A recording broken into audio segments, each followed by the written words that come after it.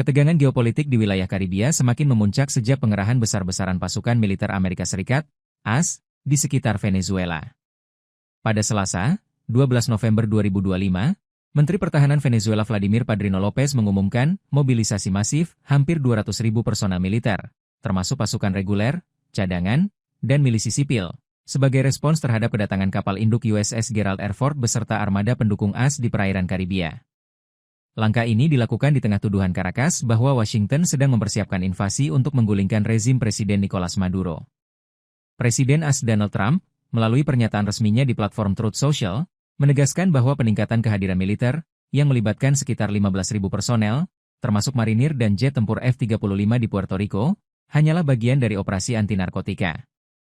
Namun, Maduro membantah tuduhan tersebut dan menyebutnya sebagai provokasi imperialis untuk merebut cadangan minyak terbesar dunia milik Venezuela. Di balik retorika panas kedua pihak, perbandingan kekuatan militer kedua negara menunjukkan jurang yang mencolok. Berdasarkan laporan terbaru Global Firepower, GFP, 2025, AS menduduki peringkat 1 dunia dengan Power Index 0,0744, skor sempurna yang mencerminkan dominasi absolut, sementara Venezuela berada di urutan ke-50 dengan skor 0,8882.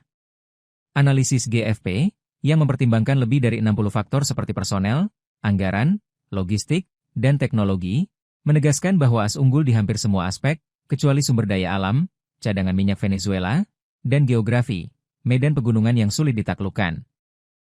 Secara spesifik, AS memiliki 1,328 juta personel aktif, dibandingkan 109.000 milik Venezuela.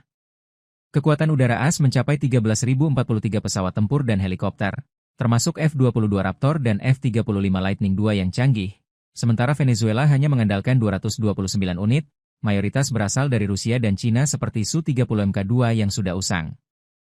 Di darat, AS menguasai 4.657 tank modern dan 391.963 kendaraan lapis baja, kontras dengan 191 tank T-72 Venezuela yang sering bermasalah perawatan.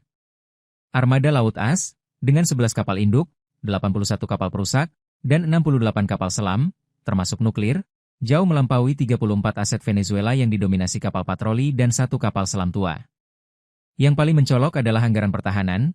AS mengalokasikan 895 miliar AS dolar pada 2025, setara lebih dari 400 kali lipat 2 miliar AS dolar milik Venezuela. Ini bukan pertarungan yang adil. AS seperti gajah melawan semut, kata analis militer independen dari Armed Forces EU, menyoroti keunggulan kualitatif AS dalam teknologi siluman, satelit pengintai, dan kemampuan siber.